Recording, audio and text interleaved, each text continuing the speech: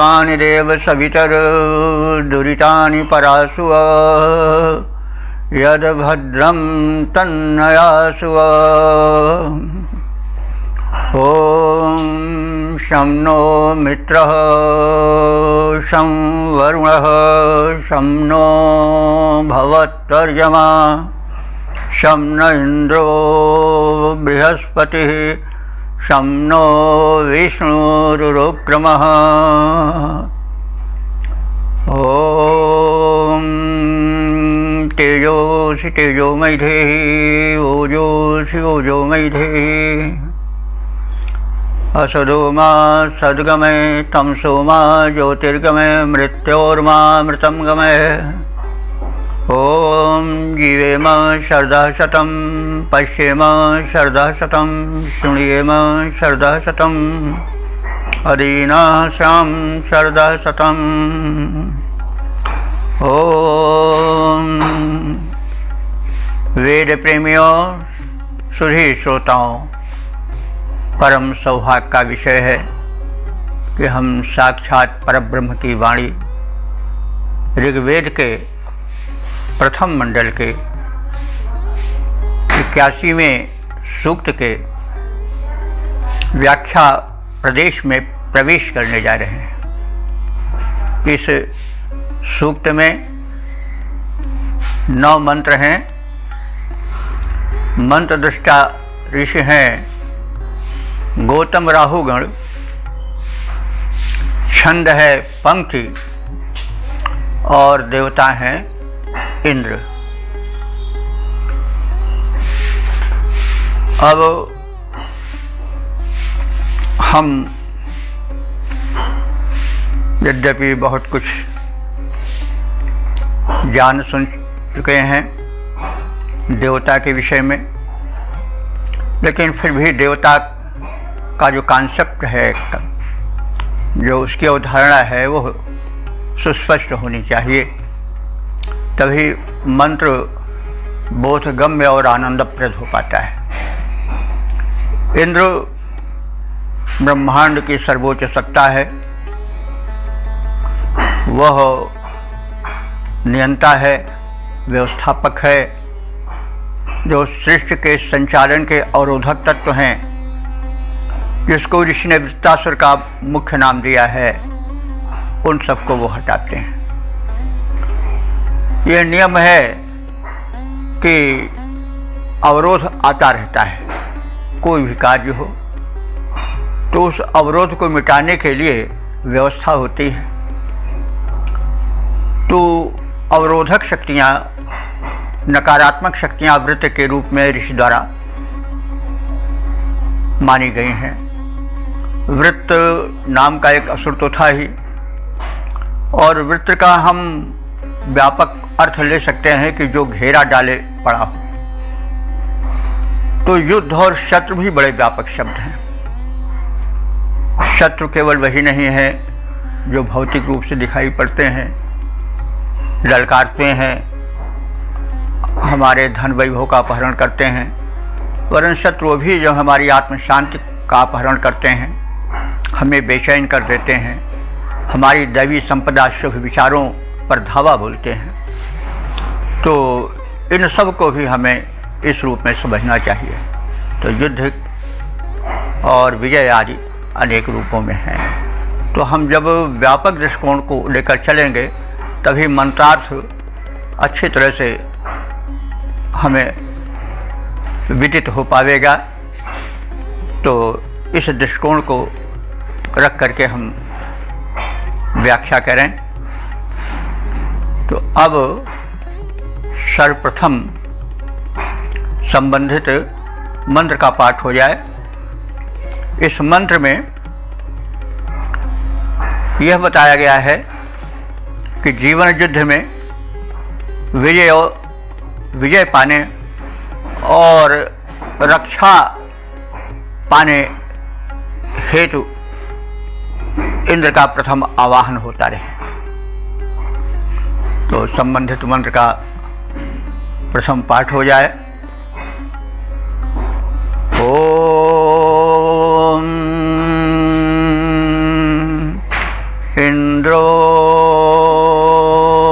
मदाय वावृधे शवसे वृत्रः नृभिः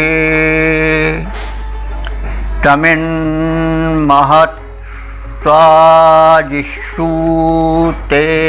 मर्भे हवामहे स वाजेषु प्रणो विशत। शब्दार्थ से परिचय प्राप्त करें। इंद्रो इंद्र वृत्रः अस्ति। वह जो इंद्र है, सर्वस्वामी है, ब्रह्मांड नायक है, वह वृत्रः है, वृत्तासुर का बाधक है, जो चारों ओर घेरा डाले पड़ा है। धरती जब जीवन पाती है, जल द्वारा सिंचन पाती है, वृक्ष द्वारा, तो उसको रोकने के लिए वह बादलों में समा जाता है और अवरोध उत्पन्न करता है। इसी प्रकार जब सच्चित आनंद स्वरूप आत्मा में आसुरी प्रवृत्तियां घेरा डाल देती हैं, काम क्रोध लोभ मद मोह मात्सर्य जो षड्रूप माने गए हैं, वे जब घेरा डाल लेते हैं, अपना वो विजित प्रदेश मान लेते हैं, तो एक संकट खड़ा हो जाता है। तो इस समय इंद्र की आवश्यकता होती है। भगवत दत्त हंसराज जो वैदिक विद्वान हैं, उन्होंने वैदिक कोश में लिखा है कि इंद्र वही आत्मा, इंद्र आत्मा भी है, इंद्र वही प्राण, इंद्र प्राण भी है। तो इंद्रिय शब्द इंद्र से ही बना है, क्योंकि प्राण से अथवा आत्मा से ही जो है वो इंद्रियां बल पाती हैं। इंद्रियां हमारी कर्मेंद्रियां, ज्ञानेंद्रियां, प्राण या आत्मा इसे शरीर रूपी जगत में, संसार में न रह जाए तो नेत्र, कर्ण, त्वचा, रसना आदि सब अपना कार्य बंद कर देते हैं, किसी में शक्ति रह नहीं जाती है। तो सबका वो अधिष्ठाता है आत्मा रूप में बैठा हुआ इंद्र, इसी से इंद्रिय बना है। तो युद्ध तो सर्वत्र करना पड़ता है। दुर्वृत्तियाँ, असुर अथवा आसुरी शक्तियाँ तो सर्वत्र हम सबको घेरे रहती हैं, हमारे सुख शांति पर डाका डालती हैं। इसके लिए हमें इंद्र से सहायता लेनी पड़ती है, उस शक्ति को जागृत करना पड़ता है जो कि हमारी बाधाओं को हरण करने वाली है। तो इसलिए वृत्रः इंद्र, इंद्र को वृत्रः कहा गया है। हम प्रत्येक शब्द के व्यापक अर्थ में प्रवेश करें, तब हमें लौकिक अर्थ और जो है वो आध्यात्मिक अर्थ का पूर्ण परिज्ञान हो पाएगा। वैसे तो वेद मंत्र इतने व्यापक हैं कि उनका पार पाना कठिन है, फिर भी हम अधिक से अधिक उसका लाभ ले सकते हैं जब शब्दार्थों पर ध्यान देकर के उसका चिंतन मनन करेंगे। तो वृत्रः इंद्रः नृभिः वावृधे, नृभिः माने मनुष्यों द्वारा, उपासकों द्वारा। नृ माने मनुष्य होता है, नर, तृतीया बहुवचन है नृभिः, मनुष्यों द्वारा, उपासकों द्वारा। वावृधे माने प्रशंसा द्वारा बढ़ाया जाता है, वृद्धि को प्राप्त कराया जाता है, यानी उसमें शक्ति का वर्धन होता है, नवीन जागरण होता है, प्रार्थना में बड़ा बल होता है। प्रार्थना से दिव्य शक्तियाँ जागृत होती हैं, हमें उनका बोध होता है। इसलिए प्रार्थना यदि सच्चे दिल से की जाती है तो निरर्थक नहीं होती है। तो इसलिए प्रार्थना पर ऋषि बड़ा बल देता है। तो निर्भृज वावृधे, मनुष्यों द्वारा, उपासकों द्वारा जो व्यापक इंद्र है उसको बढ़ाया जाता है, यानी उसकी शक्ति को आत्महित के लिए, जगत हित के लिए प्रवृद्ध करने का उपक्रम होता है। तो तम इत, हम उस इंद्र को, इत माने होता है ही, इत ही के अर्थ में प्रयोग होता है, और तम जो है उसको इंद्र के लिए आया है, उसको ही तम इत, यानी उस इंद्र को ही, क्योंकि वही सर्वशक्तिमान है। तो महत्सु आजिषु, महत का सप्तमी बहुवचन है महत्सु। महत्सु माने बड़े बड़े, किस बड़े बड़े? आजिषु, आज का अर्थ होता है युद्ध, तो आजिषु माने युद्धों में। तो महत्सु आजिष, जो जीवन में हमको बड़े युद्ध करने पड़ते हैं उनमें, और अर्भे आजिषु, अर्भे कहते हैं अल्प युद्धों में, छोटे युद्धों में। तो कभी तो युद्ध बड़ा व्यापक होता है और कभी छोटा मोटा भी युद्ध होता है। युद्ध तो हमेशा लगा रहता है। आप देखेंगे, देखते आ रहे होंगे कि ऋग्वेद में युद्ध शब्द के बड़े पर्यायवाची हैं, और वेदों में और भारतीय संस्कृत में, उसके बाद उपनिषद, रामायण आदि में देखा गया है कि जो जितना महत्वपूर्ण होता है उसके उतने ही पर्यायवाची होते हैं। तो युद्ध को बड़ा महत्व दिया गया है, क्योंकि युद्ध तो प्रत्येक स्तर पर होता ही रहता है, इसलिए महत्वपूर्ण है। और युद्ध में जो हार गया वो हार हरेली हो गया, अपने अस्तित्व को खो बैठता है। जो जीत जाता है उसका अस्तित्व चमक उठता है। इसलिए युद्ध से घबराना नहीं चाहिए, चाहे आंतरिक युद्ध हो चाहे बाह्य युद्ध हो। यह संदेश है ऋषि का। तो महत्स्वाजिषु, बड़े बड़े व्यापक युद्धों में, और अर्भे छोटे युद्धों में भी हवा में है।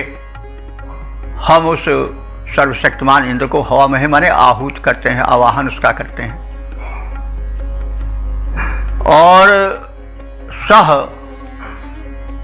माने वह इंद्र, वाजेषु, अब देखिए यहाँ भी वाज शब्द आया है। वाजेषु माने युद्धों में। तो वाज शब्द आज भी हम देखें तो हमें मिल सकता है लोक भाषा में भी। वो बड़ा बजनी कर रहे थे, कहा हो बजनी कर रहे हो, बाज जाना या बाज भिड़ जाना, क्या उसमें आज भी बच गया या बजनी कर रहा है। तो इस तरह से तो वाजेषु माने युद्धों में। तो अभी यही हम देखें कि 3 शब्द आए। एक तो आज शब्द आया युद्ध के लिए, दूसरा आया अर्भे छोटे युद्ध के लिए, और तीसरा आया वाज शब्द, वाजेषु सप्तमी में, युद्धों में। नह माने हम सबको या हमारा, आविशत माने रक्षण करे। तो ऐसा समर्थ इंद्र जिसको कि हम अपने प्रार्थना बल से जागृत किए हैं सहायतार्थ, वो हमारे जीवन में होने वाले सभी छोटे बड़े युद्धों में, चाहे जिस कोटि का युद्ध हो, उसमें वो हमारी सहायता करें, क्योंकि वो परम समर्थ हैं। तो इंद्र वृत्रहंता है, बाधक शत्रुओं का विनाशक है, यह उसका विरुद्ध है, वैशिष्ट्य है। हर्ष और उत्साह बलवर्धन की कामना से। देखिए यहाँ आया है मदाय शब्द हर्ष के लिए।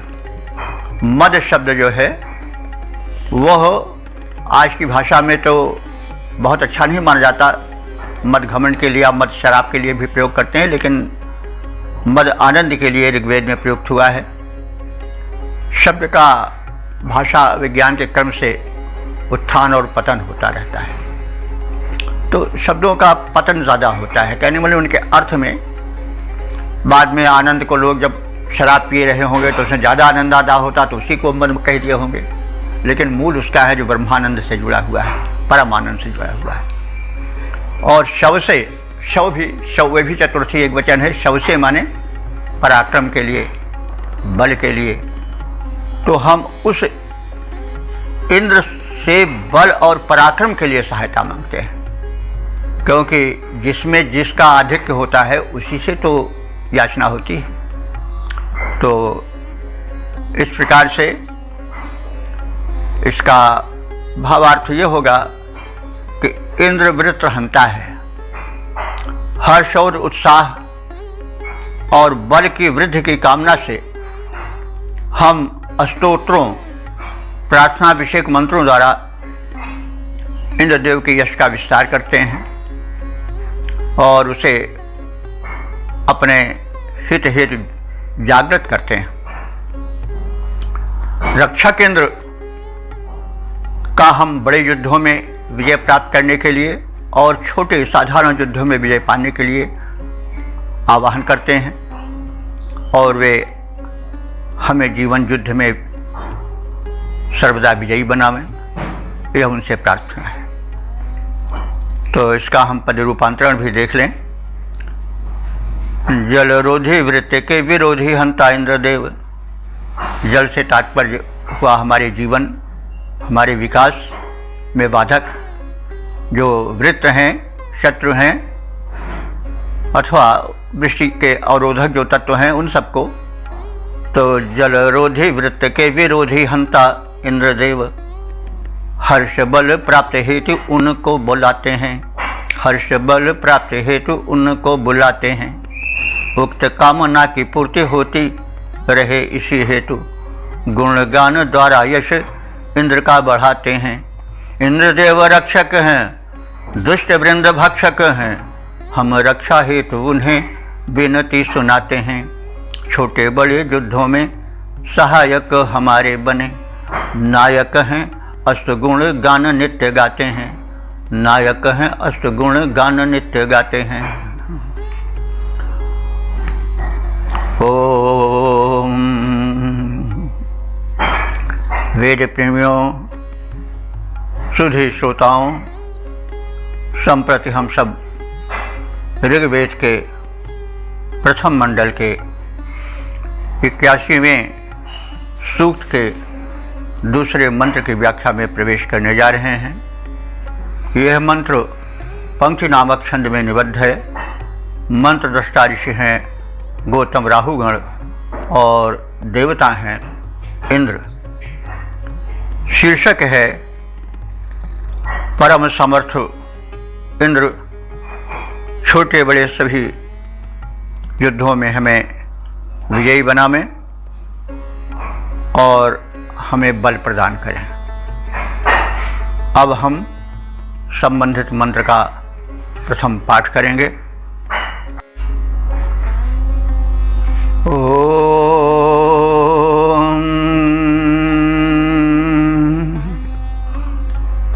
असि वीर सैन्योऽसि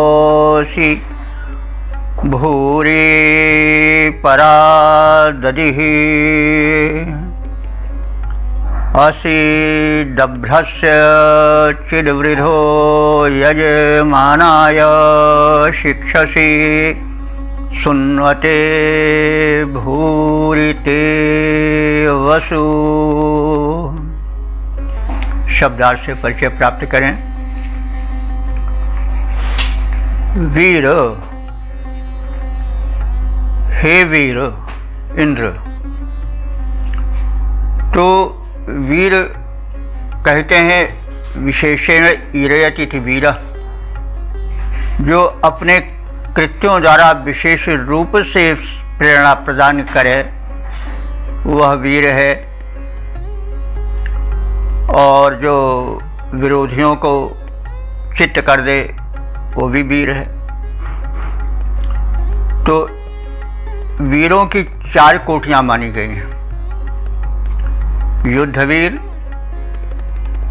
दानवीर, धर्मवीर और दयावीर। तो इंद्र में इन चारों वीरों के गुण विद्यमान हैं। उनकी झलक हम प्रस्तुत मंत्र में देखेंगे। तो हे वीर इंद्र, तुम सैन्यः असि, तुम स्वयं में एक सेना हो। तात्पर्य हुआ कि सामान्य की भांति तुम्हें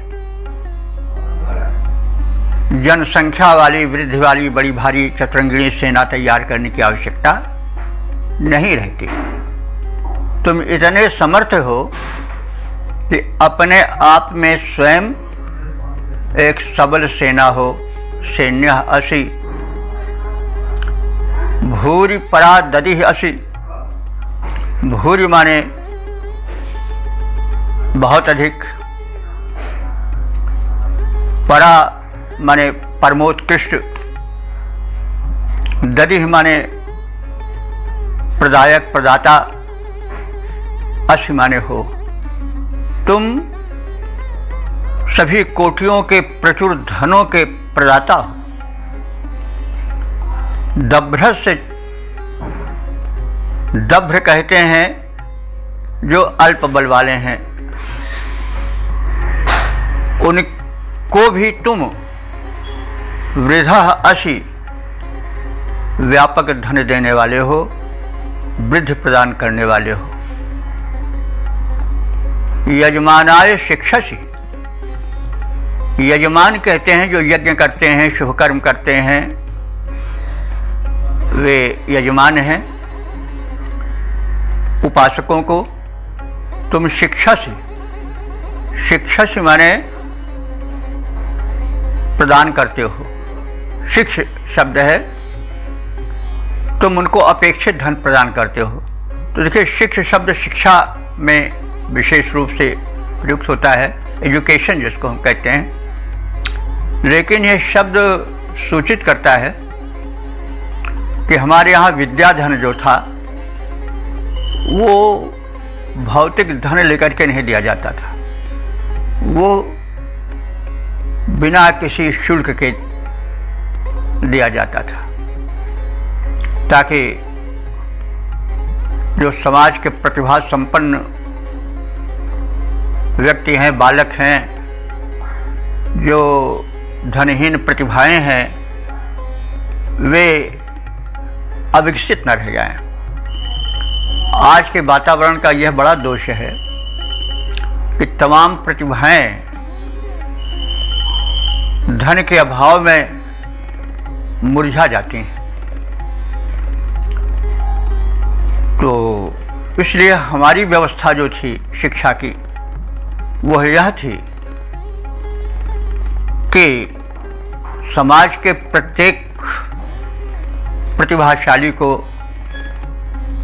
उस अंकुर को विकास का पूर्ण अवसर मिले, धन के अभाव में उसकी प्रतिभा अंकुर में ही न मुरझा जाए। तो इसलिए ये शिक्षा शब्द आया है, तो यहाँ तो धन प्रदान करने के अर्थ में आया है। इसको हमने जोड़ा कि यह शब्द जो है वह विद्या से जोड़ा इसलिए गया है कि विद्या बिना धन के भी दी जाती थी, और जैसे इंद्र जो निर्धन है उनको भी धनी बनाता है, उनको भी उनका अपेक्षित मनचाहा धन देता है। और सुन्नते कहते हैं जो सोम यज्ञ करता है। तो सोम यज्ञ एक बड़ा ही सम्मानित प्रतिष्ठित यज्ञ था, जिसमें सोमरस का वितरण बड़े व्यापक रूप से किया जाता था। सौम्यता का भी प्रतीक है, व्यापकता का भी प्रतीक है, अमरत्व का भी प्रतीक है। तो जो सोम यज्ञ होता था, जो बड़ा ही महत्वपूर्ण था, जो अत्यधिक सामाजिक कल्याण से संबद्ध था, तो उस सोम यज्ञ करने वाले को सुन्नते कहा गया है। उस सोम यज्ञ करने वाले के लिए ते वसु भूज, ते माने तुम्हारा, वसु माने धन ऐश्वर्य, तो भूज माने पर्याप्त मात्रा में रहता है, यानी तुम्हारा हाथ उसके लिए तो खुला रहता है।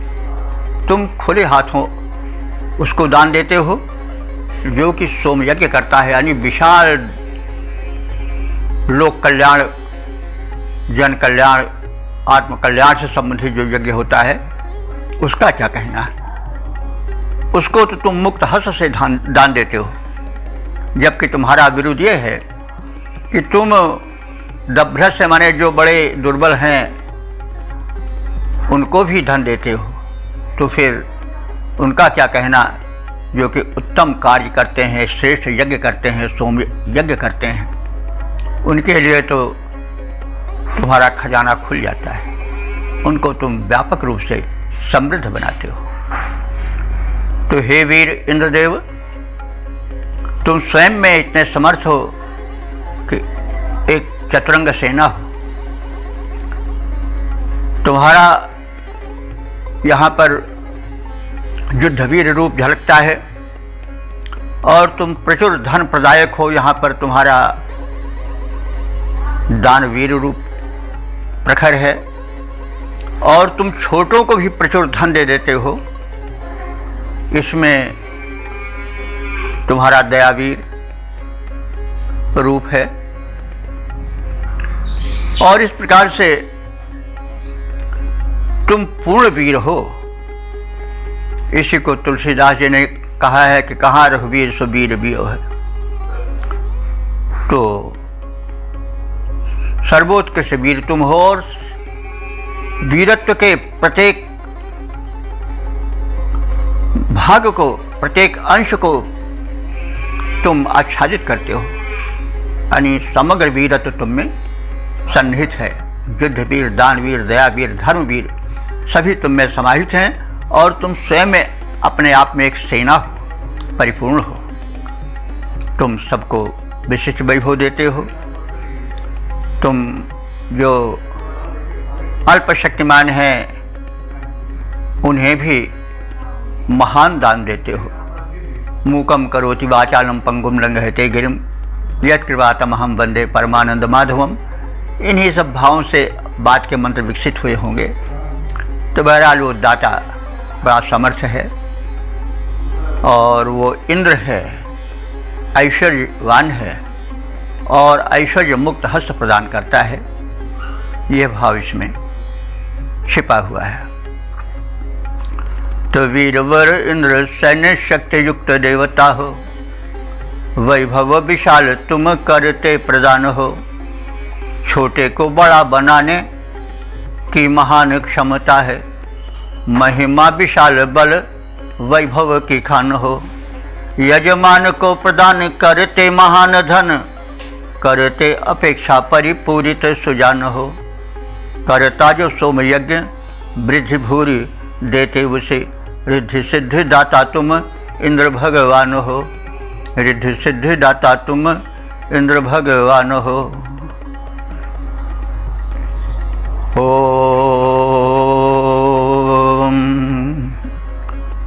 ओम।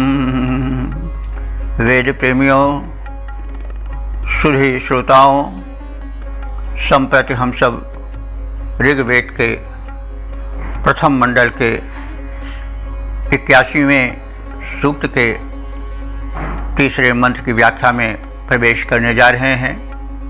यह मंत्र पंक्ति नामक छंद में निबद्ध है मंत्र दृष्टा ऋषि हैं गौतम, राहुगण और देवता हैं इंद्र। शीर्षक है कि जीवन युद्ध में हम खोए नहीं बल्कि पाएं। अब संबंधित मंत्र का प्रथम पाठ हो जाए।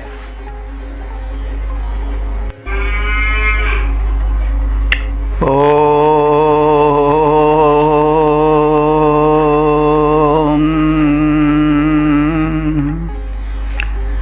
यदुदीरत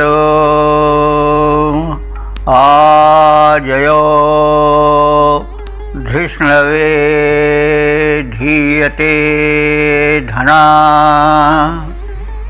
युक्षा मदच्युता हरि कम हनः कम वसौ दधोस्मा इंद्र वसौ दधः। शब्दार्थ से परिचय प्राप्त करें। यत माने जब, हे इंद्र जब आजया ईरते, आजया कहते हैं युद्ध को, आज शब्द है, आज का बहुवचन है आजया। तो जब आजया माने युद्ध ईरते छिड़ जाते हैं तो उस समय धृष्णवे, धृष्णवे माने जो बलशाली होता है, रगड़ देने वाला होता है, धृष्ण होता है, बलिष्ठ होता है। धना धीयते, वही धनैश्वर्य को, वैभव को प्राप्त करता है। धीयते धारण कर पाता है। तो वही है, जीवन एक युद्ध है, संग्राम है। जब हम कंपटीशन में बैठते हैं, किसी प्रतिद्वंदिता में सम्मिलित होते हैं, तो भाई जो ज़्यादा प्रतिभाशाली होता है, ज़्यादा सामर्थ्यवान होता है, वही सफलता पाता है। कोई भी युद्ध हो, जो सबल होता है वही विजय पाता है। तो यह तो एक सामान्य सत्य है, सामान्य बात है कि युद्ध छिड़ जाने पर, प्रतिद्वंदिता उपस्थित हो जाने पर, अब युद्ध को जैसा हम पहले निवेदन कर चुके हैं, केवल संग्राम भूमि तक ही नहीं सीमित रखना चाहिए। जीवन स्वयं एक युद्ध है, लाइफ इज ए स्ट्रगल। तो उसमें तो सामान्यतः यही देखा जाता है कि धृष्णवे धना धीयते, जो समर्थ है वही विजय का वैभव प्राप्त करता है। लेकिन हे इंद्र, तुम जो तुम्हारे शरणागत होते हैं, तुम्हारे आश्रित होते हैं, तुम पर विश्वास रखते हैं, तुम उनकी सहायता करते हो, उन्हें बल देते हो। इसलिए हे इंद्र, मदच्युता हरि युक्ष, मदच्युता माने, मद माने घमंड भी होता है, यहाँ मद गर्व के लिए प्रयुक्त है। तो मदच्युता यानी जिन जो शत्रु गर्विष्ठ हैं, उनके मद माने गर्व को, च्युता माने च्युत कर देने वाले, हरण कर लेने वाले, उतार देने वाले, नष्ट कर देने वाले तुम्हारे दो हरि हैं। हरि कहते हैं घोड़े को, और हरि का द्विवचन है हरि। तो हरि हरण से बना है। तो घोड़े जो हैं, ऐसा प्रतीत होता है कि तीव्र गति से पंथ को हर ले रहे हैं, समेट ले रहे हैं। उनकी तीव्रता का बोधक है, और इसी तीव्रता को ध्यान में रख करके उनको हरि का नाम दिया गया है। तो जो हरण कर ले वो हरि है। भिन्न भिन्न अर्थों में प्रयोग होता है। यहाँ पर हरि शब्द घोड़ों के लिए है। तो इंद्र अश्वारूढ़ है, उसके रथ में घोड़े रहते हैं। तो ये चीज़ ध्यान देना है कि इंद्र का वीर रूप ऋग्वेद में प्रयुक्त है। पौराणिक इंद्र तो हाथी पर चलता है, ऐरावत पर। वो एक विलासिता सूचक सवारी है, हाथी, उस पर आदमी झूमता हुआ चलता है और घोड़े में तन कर बैठा रहना पड़ता है। तो इस पर भी ध्यान रखना चाहिए कि तो जो भक्त है या ऋषि है वो निवेदन कर रहा है कि भाई इस युद्ध में तो जो सबल होते हैं वही सफलता पाते हैं, वही धन मान पद पाते हैं, कंपटीशन को वही जीत पाते हैं।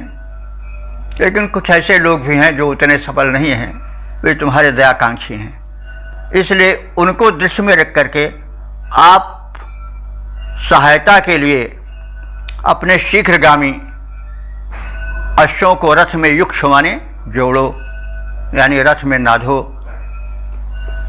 और उन्हें संयोजित करो, सहायतार्थ आओ। कम हना, किसको हना जाए यानी किसको मारा जाए। कम वसु, वसु कहते हैं धन को। कम माने किसको और किसको धन दिया जाए, यह तो तुम्हारे अधीन है, तुम पर निर्भर है। हम तो यही कहेंगे कि असमान वसौ दशा। हम लोग इतने सक्षम नहीं हैं, आप कृपालु हो। हम सबको वसौ माने धन को दो, दधा माने धारण कराओ दो, वसौ माने आश्रय भी होता है जिसको वास कहते हैं, वासस्थान। तो हमको आश्रय दो अथवा हमको धन दो और हमें इस जीवन की प्रतिद्वंदिता में, जीवन के संग्राम में निराश्रित मत छोड़ो। यहाँ पर एक भक्ति भावना है, एक समर्पण है, एक याचना है। वैसे वैदिक ऋषि कभी दीन अपने को नहीं बनने देता, लेकिन भक्त का एक लक्षण यह भी है कि भगवान के आगे निवेदन के समय अपने को छोटा ही कहना होता है। राम सो बड़ो है कौन, मोसो कौन छोटो, राम सो खरो है कौन, मोसो कौन खोटो। तो ऐसी बात नहीं, तुलसीदास जी तो स्वयं बड़े समर्थ हैं और वो बड़े ऊंचे कोटि के महात्मा थे। तो ऐसी बात तो नहीं कि उनके बराबर कोई गया गुजरा नहीं है, लेकिन वो एक प्रणति जो है वो एक भक्त का लक्षण है। जब विराट के समक्ष सूक्ष्म खड़ा होता है, छोटा खड़ा होता है, अल्प खड़ा होता है, तो उसका गर्व ढह जाता है। कह रहे हम क्या हैं भाई। तो जब उस परम शक्ति का स्वरूप ध्यान में आता है तो जो एक संकुचित अहम होता है वो अपने आप गल जाता है। नहीं तो क्षुद्र नदी बढ़ चलित राई, नहीं तो मनुष्य तो छोटी नदी की तरह होता है, थोड़ा पाया नहीं, थोड़ा बड़ा हुआ नहीं कि फूला नहीं समाता है, चारों ओर उबल जाता, उफाना जाता है। तो इस स्थिति में जो यहाँ नम्रता है कि आप, हम तो उतने समर्थ नहीं हैं, युद्ध को तो वही जीतते हैं, उसका लाभ वही पाते हैं जो समर्थ होते हैं, कंपटीशन वही जीत जाएंगे, कंपटीटिव वही हो पाएंगे, सफलता वही पाएंगे जो भई हर तरह से सक्षम है। हम तो उतने नहीं हैं, लेकिन फिर भी हम आपके दयाकांक्षी हैं और हमें आप जो है वो ऐश्वर्य से पूर्ण करो। वैसे देना न देना तो आपके हाथ में है। तो यहाँ पर एक नम्रता है और इस नम्रता में यह संदेश है, भगवान जैसा स्वयं गीता में कहे हैं, भाई निराश मत हो, अपने युद्ध में, जीवन युद्ध में लगे रहो। माम अनुस्मर युद्ध चाह, तुम हार मत मानो, लड़ते रहो, मेरा स्मरण करते रहो। और मैं तुम्हारी सहायता करूँगा। तो माम अनुस्मर युद्ध जा, तो यह है प्रणति भाव दानवीर इंद्र के समक्ष प्रस्तुत है। तो इसमें यह संदेश दिया गया है कि भले यह यथार्थ है कि उपलब्धि उसी को होती है जो सक्षम होता है, जीतता वही है जिसमें बल होता है, और वीर भोग्या वसुंधरा ये भी सत्य ही है। धरती को भोग वही कर पाता है जो वीर होता है, कायरों के लिए यहाँ गुंजाइश नहीं है। लेकिन फिर भी निराश नहीं होना चाहिए।